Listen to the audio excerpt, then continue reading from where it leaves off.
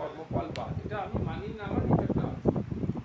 এইবার আমরা এই সনাতন ধর্মের তত্ত্বতে কি পেলাম, কি কথা বললাম, বললাম যে সাংঘাতিক অবস্থা। সেটা কি না, আমরা যখন মায়ের গর্ভে হয়েছি, সেই গর্ভে একেবারে বেরোনোর মুহূর্ত পর্যন্ত আমার নাকি পূর্ব জন্মের পুরোপুরি স্মৃতি একদম বর্তমান থাকে, পুরোপুরি স্মৃতি বর্তমান থাকে। আমি কে, আমি কিভাবে ছিলাম, যেই আমার এই শরীরটা মায়ের গর্ভ থেকে বেরিয়ে এলো এবং মায়ার সঙ্গে সংস্পর্শ হলো, সঙ্গে সঙ্গে পৃথিবীর আলোক বর্তিতাতে এসে মায়া কি করলো, আমার সেই জ্ঞান নারীটাকে কেটে দিল। এগুলো কবেতে যাইয়া হরি ভজিব তোমায়, এ প্রতিজ্ঞা করেছিলে গর্ভ কারাগারে, ভূমিতে ভূমিষ্ঠ হইয়া সাধু সে কথা ভুলিল, মায়া মোহপাশ হয়ে গলায় ধোঁয়া দিল, স্মৃতিহারা হলে তুমি মায়ার বংশ। কেটে দিল, নারীটা যেই কেটে দিল, আমি স্মৃতিহারা হয়ে গেলাম। কিসের স্মৃতিহারা হলাম? আমার পূর্ব জন্মের স্মৃতিহারা। এই যে পূর্ব জন্মের স্মৃতিটা যদি হঠাৎ করে হারিয়ে যায়, তখন আমার কিরকম হলো? শূন্যতা। কারণ এই জন্মের কিছু তো আমি জানি না, আমি কোথায় এসে পড়েছি আমি কিছু জানি না। পূর্ব জন্মটা নিয়ে বেশ আনন্দে ছিলাম, তাই না? এই আমার বাবা, ওই আমার মা, এই আমার সংসার, আমি খুব আনন্দে ছিলাম। কিন্তু এখন এসেছি যেখানে, সেটা তো আমি কিছুই জানি না। এখানে থাকবো কি করে? এই যে একটা শূন্যতা, সেই শূন্যতার ফল কি? যখন আমার মনে শূন্যতাটা অনুভব হয়, তখন কি করি?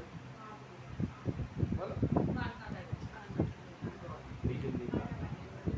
এই জন্যই কান্নাটা বের। এটা সায়েন্স অন্যরকম কথা বলছে, কিন্তু এটার লজিকটা এই স্মৃতিহারা থেকেই ওই কান্না। আর ওই কান্নাটাই আমাদের অস্তিত্বটাকে প্রকাশ করে। যতক্ষণ সে কাঁদছে, তাহলে সে বাঁচবে কি মরবে সেটা এখন ঠিক। যে কাঁদলো মোটামুটি অ্যাসিউরেন্স হলো যে ও আর কি একদিন বা দুদিন হলো বাঁচবে। হ্যাঁ, তাহলে এই কাঁদানোটাই হচ্ছে ব্যাপার। এগুলো কি আমাদের ওই আটারি না, এগুলোকে সচেতনতা ঠিকঠাক আছে সেইগুলো দেখার জন্য। এইবার এই যে নাড়ি কাটার পরেও যদি তার স্মৃতি বর্তমান থাকে অ্যাজ ইট ইজ, তাকে বলা হয় জাতিস্বর। বড় হওয়ার সঙ্গে সঙ্গে সেই স্মৃতিটা কিন্তু প্রচ্ছন্ন, প্রকট স্মৃতি নয়, প্রচ্ছন্ন স্মৃতি। স্মৃতি কখনো প্রকট থাকে, স্মৃতি সবসময় প্রচ্ছন্ন থাকে। কিন্তু আমাদের দুটো গুণ, বায়োলজিক্যাল সায়েন্স বা মেডিকেল সায়েন্স বলছে আমাদের মানে দু রকম গুণ। একটাকে বলা হয় প্রকট গুণ, একটাকে বলা হয় প্রচ্ছন্ন। এটা কি হয়? আমাদের বিখ্যাত বিজ্ঞানী ছিল, লাইফ সায়েন্সের বিখ্যাত বিজ্ঞানী ছিল, তার নাম হচ্ছে গ্রেগর জোহান মেন্ডেল। তিনি একটা মেন্ডেলিজম তত্ত্ব আবিষ্কার করেছিলেন। বললেন কি, ফার্স্ট স্পেসিস, সেকেন্ড স্পেসিস, প্রথম জনু, সেকেন্ড জনু। ধরো দাদুর মধ্যে যে গুণটা ছিল, তার ছেলেতে সেই গুণটা এলো না, তার ছেলেতে গুণটা এলো। এটা ঠাকুরদার মতো হয়েছে, ঠাকুরদার এরকম গুণ ছিল। তার মানে কি, ছেলেতে ওটা প্রচ্ছন্ন ছিল, নাতিতে ওটা প্রকট হলো। ঠিক সেরকম ভাবে আমাদের মধ্যে স্মৃতিটা প্রচ্ছন্ন অবস্থায় থাকে জাতিস্বরের মধ্যে। সেই জায়গায় গেলে ও তখন এ হবে। কোনো একটা জায়গায় বাসে উঠছে, বললো হ্যাঁ আমি এইটা এই প্রথম তো নয়, এর আগে আমি বহুবার বাসে চড়েছি, ঝুলতে ঝুলতে যেতাম। কিন্তু বাসে না উঠলে সে কিন্তু এটা বলতে পারছে না। সে রাত্রিবেলায় শুয়ে আছে, তখন বলছে না যে এই বাসে ঝুলতে ঝুলতে যাচ্ছে। সে যখন বাসে উঠলো, তখন বললো যেটা প্রথম নয়, আমি এর আগে তো বহুদিন ধরে বাসে ঝুলতে ঝুলতে গেছি। বুঝতে পারছো? তার মানে বাসে ঝোলাটা, বাসে যাওয়াটা প্রচ্ছন্ন অবস্থায় আছে, বাসে ওঠাতে এখন সেই স্মৃতিটা প্রকট হলো। এটাকে বলা হয় জাতিস্বর। তাহলে আমরা দেখলাম আমাদের যেটা আলোচনার উদ্দেশ্য, সেটা হলো একটা পূর্বজন্ম আছে, একটা পূর্বজন্মের কর্ম আছে, পূর্বজন্মের কর্মের একটা ফল আছে। সেই ফলটি আমাদেরকে এই জন্মে ভোগ করতে হবে। আর সেই এই জন্মে যেটা ভোগ করতে হবে, তার নাম হলো গিয়ে সংস্কার। তার নাম কি? সংস্কার। তাই আমরা যেরকম ধরনের মানুষ হয়ে জন্মাই, এটা আমাদের সংস্কার জাতক হবে। আমরা কেমন মানুষ, আমাদের দৃষ্টিভঙ্গি কেমন, আমরা কেমন করছি না করছি, এটা আমাদের একটা সংস্কার জাতক হবে। প্রথম আমাদেরকে যেটা বেশি মাত্রায় প্রভাবিত করে, সেটা হচ্ছে আমাদের সংস্কার জাতক। আমরা ভাবি কি বলে, এই বংশে দেখো এই জন্মেছে। ঘটনা এরকম ঘটনা ঘটে না, যে বংশে ত্রিকালে কোনোদিন কেউ পালিয়ে বিয়ে করে, দেখা গেল হঠাৎ করে তার ছেলে পালিয়ে বিয়ে, ওটা ওর সংস্কার। আমি এরকম করে বুক বাজিয়ে বলতেই পারবো না যে আমার ছেলে কখনো এই কাজ করবে না, আমার মেয়ে কখনো, কারণ আমার ছেলে হোক না আমার মেয়ে হোক।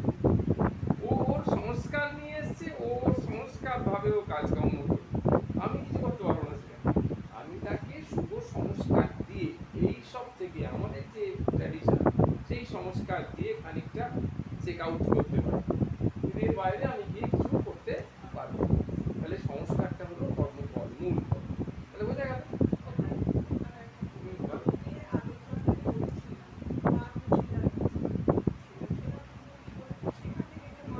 আমি বুঝতে পারছি, কিন্তু বলছি কি যে এই যে জমি অন্তর হচ্ছে বৃক্ষ জমি থেকে যদি তুমি মানুষ জমিতে আসো, তাহলে সেই বৃক্ষ সর্বোচ্চ বৃক্ষ জমি হচ্ছে তুলসী বৃক্ষ।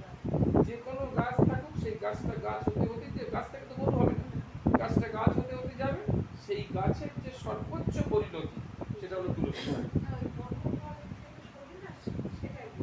কর্মফল নেই বললাম, ওদের কোনো কর্মফল নেই। তাহলে কর্মফল থেকে ওরা শরীর পাচ্ছে, ওদের পরিষ্কার পরিষ্কার জন্ম হয়ে ওদের সেই কর্মফল থেকে ওদের অধোজনী হয়েছিল, তার একটা স্প্যান আছে না? যে কর্মফল থেকে, ধরো আমার যে অশুভ কর্মফল সৃষ্টি করার জন্য আমার এর পরের জন্মে আমি কুকুর হয়ে জন্মাবো, যেটা স্থির হয়ে গেল যে উনি কুকুর হয়ে জন্মাবে। এই যে কুকুর হয়ে জন্মাবো যে কর্মফল থেকে, সেই কর্মফলের শক্তি কতটা, তার কতটা অশুভ, তার উপর তো নির্ভর করবে আমি কতদিন ওই জনিতে থাকবো, তাই না? দেখা গেল যে আমি 50 বছর ওইরকম জনিতে থাকতে হবে, একটা কুকুরের আয়ু তো 50 বছর নয়। তাহলে কুকুরের পর আমি মানুষ হবো না নিশ্চয়ই, তাই না? তাহলে আরেকটা পশু হলাম, আরেকটা পশু হলাম, সেই পশু হয়ে তার থেকে আমি একটা লাস্ট পর্যন্ত গরু হয়ে আবার মানুষ টানবো। তাই বলছি যখন জনির অন্তর হচ্ছে আমার কর্মফলটা, গরুর কর্মফলটা না, কুকুরের কর্মফলটা না, আমার যে কর্মফলে আমি পশু জনি পেয়েছি সেই কর্মফলটা ওই স্প্যানটাকে কভার করছে। মোটামুটি বোঝা গেছে? আমি যে কর্মফল থেকে বৃক্ষ জনি পেয়েছি, আমারই ওই কর্মফলটা ওকে বৃক্ষ থেকে শেষ হয়ে আসছে, 50 বছরের ব্যাপার শেষ হয়ে আসছে, তখন আমাকে জনি অন্তর করার জন্য কি করতে হবে? তখন ওকে তুলসী বৃক্ষে পরিণত করতে হবে। গাছটা মরে গেল, তার থেকে তুলসী বৃক্ষ জন্ম, ব্যাস তুলসী বৃক্ষ যে জন্মালো, কিছুদিন পরে তুলসী বৃক্ষ হয়ে গেল, তার থেকে আমি মানুষ বুঝতে পেরেছো? ব্যাস, ঠিক আছে। তাহলে আর কোনো প্রশ্ন নেই আমাদের? শোনার প্রশ্ন আছে কিছু? দাদা একটা কাগজ পাইনি, এটা শুয়ে পড়ো।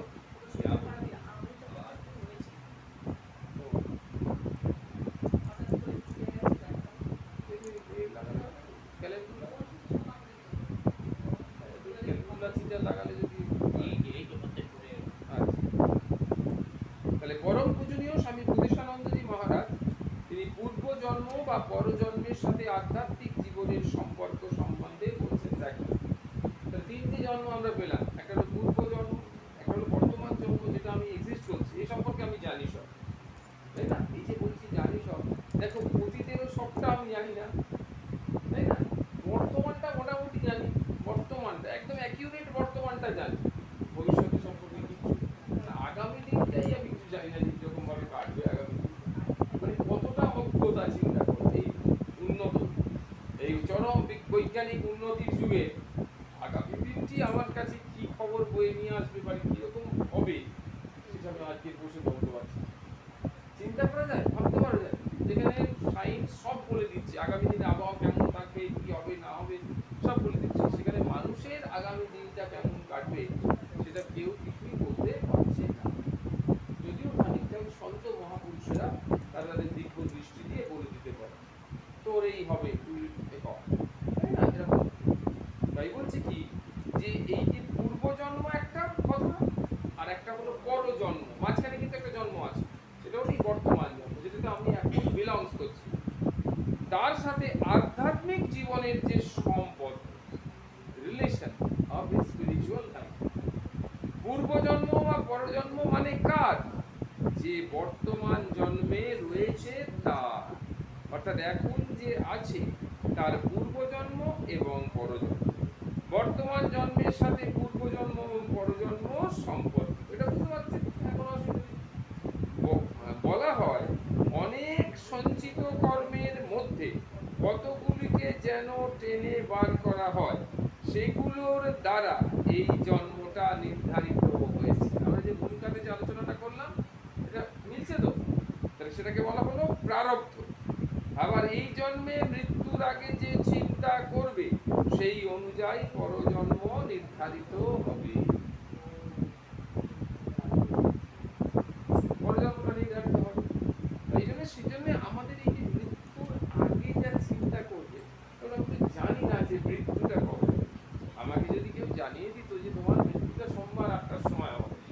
তাহলে কি আমি রবিবার 8টা থেকে শুরু করে দিতাম? হ্যাঁ, রবিবার 8টা থেকে আমি শুরু করে দিতাম জব, আর কোনো খাবো না, এখন খাবো না, কেউ ফোন টোন করো না, মোবাইল সুইচ অফ, সব কিছু করে আমি রাধা করে যাচ্ছি, কারণ আমার পরের দিন 8টা পর্যন্ত আমার সময়। তাই আমি তো জানি না, তার ফলে যে কোনো মুহূর্তে, যে কোনো স্থানে, যে কোনো অবস্থায়, যে কোনো ভাবে আমার এই মৃত্যুটা আসবে। অথচ এখানে কিন্তু আমাকে পরিষ্কার থিওরি বলে দিয়েছে যে কি বললো, যে মানুষ মৃত্যুর সময় যে চিন্তা ভাবনা করবে, যেরকম ভাব নিয়ে যাবে, সেটাই তার পরজন্মকে নির্ধারণ করবে। তাহলে সেই জন্য বলছি কি করতে হবে, যেহেতু এটা একদম সম্পূর্ণ honesty, completely uncertain to us, সেজন্য প্রত্যেকটি আগামী মুহূর্তই আমাদের কাছে মৃত্যুর মুহূর্ত। একদম প্রতিটি আগামী মুহূর্তই আমাদের কাছে মৃত্যুর মুহূর্ত। যেহেতু শরণাগত সবসময় আছি আমরা, শরণাগত শরণাগত কথাটা না খুব সাংঘাতিক কথা, কত সহজে বলি আমরা যে সবসময় শরণাগত যে বলি, ঠিক, কারণ তার শরণাগত হওয়া চারটি কারিগর। আমি ভাব প্রত্যেক মুহূর্তে আমাদেরকে ছেড়ে তুলে দিচ্ছি, আমি ভাব, আমার ভাব, সেখানে শরণাগত হওয়াটা যেখানে আমি, সেখানে শরণাগত ভাব। সেই জন্য আমরা শরণাগত কিন্তু অনেকটা বড় জায়গায় আমরা যাব না, অত কথা বলার দরকার নেই। আমরা করবো কি, আমরা নাম করছি, আমি শরণাগত থাকতে পারি, নাও থাকতে পারি, তোমার সাথে আমার সম্পর্ক থাকতেও পারে, নাও থাকতে পারি, থাকতেও পারি, নাও থাকতে পারি, আমি সাত্বিক জীবন যাপন করতেও পারি, নাও করতে পারি, কিন্তু আমি যেটা করতে পারি সেটা হচ্ছে একটা নিরবিচ্ছিন্ন নিরন্তর নাম। এই নামটা আমাকে পারফেক্ট শরণাগত। আমি নিজে শরণাগত বললে 1000বার বলেও আমি শরণাগত হতে পারবো, কায়মনো বাক্যে শরণাগত হতে পারবো না, কিন্তু নাম আমাকে কিন্তু একেবারে 100%, 200% আমাকে শরণাগত করে দেবে। এই নাম করতে কোনো অসুবিধা নেই, জাস্ট ভেতরে ভেতরে একটা নাম চলছে। কার তো কোনো কারোর কি অসুবিধা হচ্ছে? আমার নিজেরও কোনো অসুবিধা হচ্ছে না, কিছু না, এটা আমরা করছি। এইটা করতে অটোমেটিক্যালি আমার শরণাগতি, আমার নির্ভরতা, আমার আমিত্বগুলো চলে যাওয়া, এগুলো একদম খুব সহজ সরলভাবে স্বাভাবিকভাবে হয়ে যাচ্ছে, তাই না? এটা বোঝা যাচ্ছে। এবং এই করতে দেখো নাম করে যাচ্ছি, করতে হঠাৎ হার্ট অ্যাটাক, তাহলে এই হার্ট অ্যাটাক হয়ে যখন আমার সেন্সলেস হয়ে গেল, ঠিক তার আগের মুহূর্তে আমি কিন্তু নামটাই ছেড়ে গেছি, ওই করেই রাধা বলে, রা বলে হার্ট অ্যাটাক।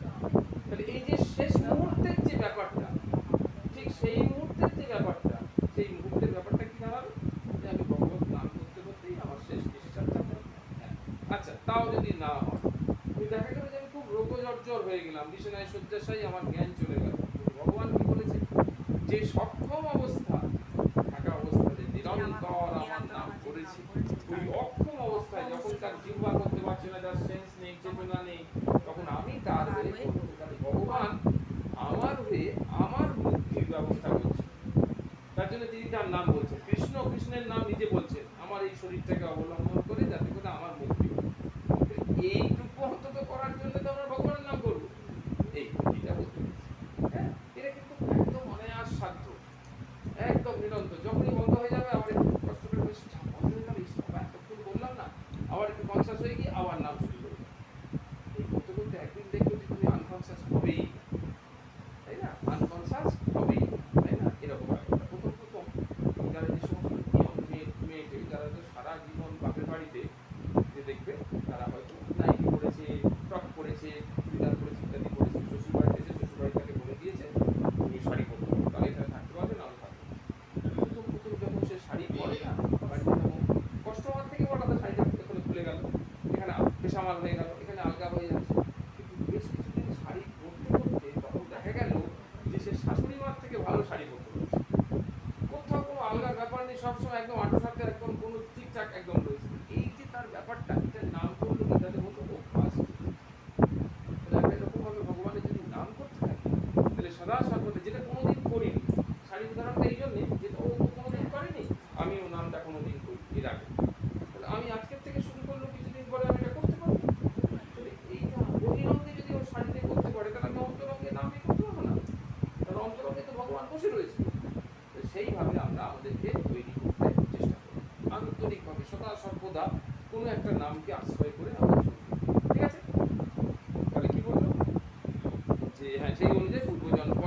নির্ধারিত। মৃত্যুর সময় মানুষের চিন্তা শক্তি কি হয়ে যায়? আমাদের চিন্তা করার ক্ষমতা চলে যায়। তখন সারা জীবন যেভাবে আমরা দেখেছো, সারা জীবন যেভাবে আমরা অভ্যাস করেছি সেইভাবেই মন সেই চিন্তায় প্রবৃত্ত হয়। মৃত্যুর সময় ভগবানের চিন্তা যাতে আসে, তাই গীতায় ভগবান বলেছেন তস্মাৎ সর্বেষু কালেষু মাম অনুস্মরতীর্থ চ। সর্বদাই তার চিন্তা করতে করতে অভ্যাস দৃঢ় হলে মৃত্যুকালে তার স্মরণ সম্ভব। মৃত্যুকালে সব কি অবস্থা আমাদের বাড়ির সামনে এই অন্তর্ভুক্তকে দেখতে পাচ্ছি। 30 বছর আগে, 40 বছর আগে, 50 বছর, এখন তার বয়স ধরো 80-82 বছর, 50 বছর আগের ঘটনা সব বলে দিচ্ছে। সকালের কথা বলতে পারছি। শর্ট টার্ম মেমোরি লস এটাকে বলে, লং টার্ম মেমোরি লস হয়। সে কোন স্কুলে পড়তো সে বলে দিচ্ছে। হ্যাঁ, সেই স্কুলে কটা মাস্টারমশাই আছে গল্প করতে বসে সে বলে দিতে পারবে। দুর্গা পুজোতে কিভাবে দুর্গা পুজো হতো, কত লোক খেত সব বলে দিতে পারছে 50 বছর আগে। একদম গড় বলে দিচ্ছি। না, ব্যাপারটা হচ্ছে যে memory loss, short term memory loss, long term memory loss. আমাদের যেটা হয় অ্যাবসেন্ট মাইন্ডনেসনেসে হয়। আমাদের বর্তমানে যেটা হয় অ্যাবসেন্ট মাইন্ডনেস। সকালবেলা তুমি 3-4টা তরকারি হয়েছে, ঠিক আছে, দুটো 3টে তরকারির প্রতি তোমার কনসেন্ট্রেশন ছিল, আর একটা তরকারি যখন খাচ্ছে সেই সময় ফোন এসছে, ফোনটা ধরে কথা বলছে, তরকারিটা খেয়েছো, সেই সময় তুমি যে তরকারিটা খাচ্ছ সেটা তুমি বুঝতে পারছো। কিন্তু রাত্রে তোমাকে যখন সকালে সকালে কি তরকারি খেলে, বলো সকালে মাছের ঝোলটা খেয়েছি, উচ্ছের তরকারি খেয়েছি, আর আলুর দম হয়েছে। বলে সে কি সোয়াবিনের তরকারিটা খেলে তুমি যা বলতে পারলে না? সোয়াবিনের তরকারি কখন খেলাম? ও হ্যাঁ বলে খেয়েছি বলে। তাহলে কেন তুমি খেয়েছো? তাহলে বাকিগুলো তোমার মনে রইলো না, এটা মনে রইলো, আর এটা কেন মনে রইলো না? Absent mind. সেখানে কোনো মেমোরি লসের প্রশ্ন নেই। কিন্তু যেটা মেমোরি লস হয় সেটা ওই বয়স্কদের, সেটা হচ্ছে শর্ট টার্ম মেমোরি লস হয়, লং টার্ম পুরো নেই। কারণ লং টার্ম একটা গভীর ছাপ সৃষ্টি করেছে, তার স্মরণ শক্তিতে ওই ছাপটা রয়েছে, এমনভাবে ছাপ রয়েছে, তারপর থেকে বর্তমান এই সময় তো মেমোরি নেই, ওটা তো শুরুতে শুরু করেছে। সেই জন্য ও আর গ্রিপস করতে পারছে না, ও আর কিপ করতে পারছে না, রেখে দিতে পারছে না। ওগুলো রেখে দিয়েছে, ওগুলো স্টোরে জমা আছে, এগুলোকে আরো স্টোর করতে পারছে না।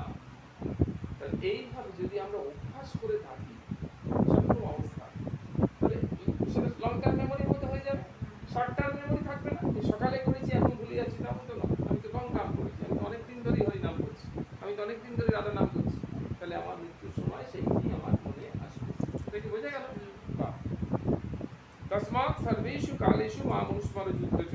সর্বদাই তার চিন্তা করতে করতে অভ্যাস দৃঢ় হলে মৃত্যুকালে তার স্মরণ সম্ভব। আর যে বলা হলো কতগুলো কর্মকে টেনে বার করা, এটা কি ইচ্ছা মতো? এই যে প্রারব্ধ কর্ম, এই সঞ্চিত কর্ম থেকে টেনে টেনে বের করেছি, সেটা কি ইচ্ছা মতো? বলে না, সেটাও আমাদের পূর্বজন্মের কর্ম অনুযায়ী। ভালো কর্ম করলে ভালো, খারাপ করলে খারাপ, এইরকমই ফল হয়, এবং সেই অনুযায়ী পরজন্ম হয়। সেই অনুযায়ী একদম সেট আপ করা, একদম সেট আপ করা, প্রোগ্রামিং করা, এটার পর ওটা, ওটার পর সেটা, ওটার পর সেটা, পর সুখ, সুখ শব্দটার অর্থ কি? আর দুঃখ শব্দটার অর্থ কি? বুঝো তো? সুখ আর দুঃখ, বাকি আর কিছু আছে? আমাদের প্রাপ্তিতে কি আছে? সুখ আর দুঃখ, এছাড়া বাকি কিছু আছে না। তাহলে সুখ মানে আনন্দ না, বলছি যা সুখাদতি ইতি সুখ, যা আমার সুটাকে খেয়ে নেয় সেটাই সুখ। মানে যখন আমি সুখ পাচ্ছি, তার মানে আমার যত শুভ কর্মফল খেয়ে নিচ্ছে। আর দুঃখাদতি ইতি দুঃখ, মানে আমার যত অশুভ কর্মফল খেয়ে নিচ্ছে, তাই আমি দুঃখ পাচ্ছি। এইভাবে দুঃখ পেতে পেতে যখন অশুভ কর্মফলের স্টোরটা শেষ হয়ে যাবে, তখন আমি আর দুঃখ পাবো না, কেউ আমাকে দুঃখ দিতে পারবে না। দুঃখাদতি ইতি দুঃখ, সুখাদতি ইতি সুখ। খ মানে হচ্ছে খাদতি, সুটা খেয়ে নিচ্ছে, অর্থাৎ শুভ কর্মফলগুলো খেয়ে নিচ্ছে। হ্যাঁ, শুভ কর্মফল কমে আছে, তার মানে আমি সুখ ভোগ করে নিচ্ছি, মানে এরপর আমি আর সুখ ভোগ করবো। অবশ্যই সবটাই একটা পরিমাপ থাকে, তাই তো? একটা রাউন্ড হবে, সুখ আর দুঃখ চক্রবাক পরিবর্তন একটার পর একটা আসবে। হ্যাঁ, এবার এই একটার পর একটা আসবে, কিন্তু যদি কোনোটা শেষ হয়ে যায় তাহলে সেটা আর কখনো আসবে না। যদি ওই দুঃখ পেতে পেতে পেতে পেতে দেখা গেল যে আমার দুঃখ, যে অশুভ কর্মফল থেকে দুঃখের জন্ম হচ্ছিল, সেই কর্মফলটা শেষ, তাহলে আমি আবার দুঃখ পাবো বলতে, আমার তো কর্মফলটা নেই, তাহলে আমি আর পাবো। শেষ দিন যতদিন বাঁচবো, যতটুকু সময় বাঁচবো, ততটুকু আমি আর সুখ ভোগ করবো, আমি আর আমার জীবনে দুঃখ হবে। ঠিক আমি এই সুখ ভোগ করে যাচ্ছি। এবার আমার সুখ প্রাপ্তির জন্য যে কর্মফল থেকে আমি সুখ প্রাপ্তি হচ্ছিল, সেই কর্মফলটা শেষ। তাহলে আমি কি করে সুখ পাবো? কোথা থেকে সুখ পাবো? কে আমাকে সুখ দেবে? মহা মুশকিল, কেউ দিতে পারবে না। তখন আমার একমাত্র দুঃখ প্রাপ্তি হলো। বুঝতে পারলে না? কোনো প্রশ্ন থাকছে না মনের মধ্যে? হ্যাঁ, একটা প্রশ্ন আছে। সেই প্রশ্নটা কি হলো? আগের দিন আমরা আলোচনা করেছিলাম কর্মফল কিন্তু তিনটে, তুমি তো আলোচনা করলে দুটো। সুখ শেষ হয়ে গেলে দুঃখ পাবো, দুঃখ শেষ হয়ে গেলে সুখ পাবো নিরন্তর। কিন্তু দুটোই শেষ হয়ে গেলে আর জন্ম থাকবে না। দুটোই যদি কর্মফল শেষ হয়ে যায় তাহলে আমার জন্ম থাকবে। কিন্তু আরেকটা কর্মফল আছে, সেটা হলো কি মোক্ষপ্রদায়ী কর্মফল। যদি আমার দুঃখের ফল অবশিষ্ট থাকে, সুখের ফল শেষ হয়ে গেছে, আমি আর সুখ পাবো না, আমার এবার দুঃখ শুরু, দুঃখের ফল। দুঃখের ফলের সাথে ইন অ্যাডিশন টু মোক্ষ ফল একটা আছে, আমি নাম করেছি, আমার মোক্ষ ফল আছে। তাহলে সেই মোক্ষ ফল এই দুঃখের দিনেও আমাকে প্রেরণা আছে, এই দুঃখের দিনেও আমাকে আলো দেখাবে। যতটা দুঃখ, কিন্তু দুঃখের মতো দুঃখের রেট, ওই ঝাঁপিয়ে পড়ার রেটটা কিন্তু 10, আমার ফিলিং রেটটা 5। এটা কি বোঝা গেল ব্যাপারটা? কিন্তু আমার যদি মোক্ষপ্রদায়ী ফল না থাকতো, ও 10 রেট দিচ্ছে মানে 10-এ ঝাঁপিয়ে পড়ছে, মানে আমি 15 পাবো, কিন্তু 10-এর কম পাবো। যে 10 আমাকে ঝাঁপিয়ে পড়ছে আমার উপরে, হ্যাঁ, যে 10টা আমার উপর ঝাঁপিয়ে পড়ছে, সেই 10-এর রেটেই আমি ধাক্কা খাবো। কিন্তু মোক্ষপ্রদায়ী ফল থাকার জন্য 10-এর রেটেই আমার উপর ঝাঁপিয়ে পড়ছে, কিন্তু আমি ফলটা পাচ্ছি আমার উপর প্রভাব বিস্তার করতে পারছে না, কারণ এই মোক্ষপ্রদায়ী ফল, এই নামটা রয়েছে। সে তো আমাকে হাত ধরে মুখের দিকে নিয়ে যাচ্ছে। তাহলে মুখের দিকে নিয়ে যাচ্ছে মানে কি? দুঃখগুলো কাটিয়ে নিয়ে যাচ্ছে। দুঃখে যদি আমি ভেঙে পড়ে এখানেই বসে থাকতাম, তাহলে সে আমাকে বৈকুণ্ঠের দিকে নিয়ে যেত কি করে? তাহলে আমাকে ভেঙে পড়তে কখনোই দিচ্ছে না। ভেঙে পড়ে বসে পড়ছি, আবার হাত ধরে নিয়ে যাচ্ছে। এই মোক্ষপ্রদায়ী ফলটা দেখা গেল, যখন সুখের ফল শেষ, যখন দুঃখের ফল শেষ, তখন সেই মোক্ষপ্রদায়ী ফলটা কিন্তু অতিরিক্ত মাত্রায় এসে গেছে। তাহলে সব থেকে শক্তিশালী ফল দেখা গেল কি? এই ভগবানের নাম। এই সদা সর্বদা একটা ভগবানের নাম করার চেষ্টা। দুটো জিনিস একদম, মানে আমি একজন বৈষ্ণব ভক্তের কাছে শুনেছিলাম, তার একেবারে মৃত্যু শয্যায়, হ্যাঁ, তার বোধহয় একদিনের পরেই তার মহাপ্রয়াণ ঘটে, শুনেছিলাম যে দুটো জিনিস যদি কারো থাকে, তার গলিতে উদ্ধার একদম পাকাপাকি বন্দোবস্ত, তার উদ্ধার হবে। সেটা কি বললেন? যে ভগবানের নাম গুণগান কীর্তন একেবারে নিরন্তর, আর নিরন্তর ভগবত নির্ভরতা, একদম ভগবত নির্ভরতা, যে ভগবান একদম নিশ্চিত রূপে আমাকে চালিয়ে দেবে। তাহলে তদ নাম তৎপরায়ণতা ইতি, এই দুটো শব্দ, তদ নাম তৎপরায়ণতা ইতি। তাহলে দুটোই কলিযুগে একদম মোক্ষ প্রদান। তাই আসতে দেরি হচ্ছে কেন? এই কি হলো ভাই, সবাই আমার নাম টাম সব বন্ধ হয়ে গেছে। জানলার দিকে তাকিয়ে বসে আছে, কি ব্যাপার হলো?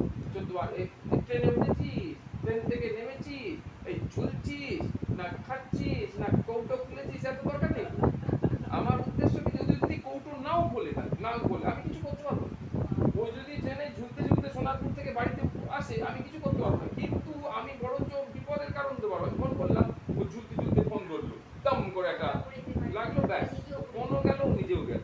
তা আমি তাকে কোনো হেল্প করতে, কিন্তু ওর সঙ্গে যে ভগবান রয়েছেন, সর্বভূত অন্তর্যামী যিনি রয়েছেন, সে ওকে প্রতি মুহূর্তে ওকে বাঁচিয়ে নিয়ে আসে। আমার নির্ভরতা হচ্ছে তার উপরে, সর্বান্তকরণ নির্ভরতা হচ্ছে ভগবানের স্বর্গে, যিনি সর্বত্র সর্বজ্ঞ, সমস্ত স্থানে রয়েছেন, সব সময়ের জন্য রয়েছেন, তিনি সবকিছু দেখতে পান, তাই না?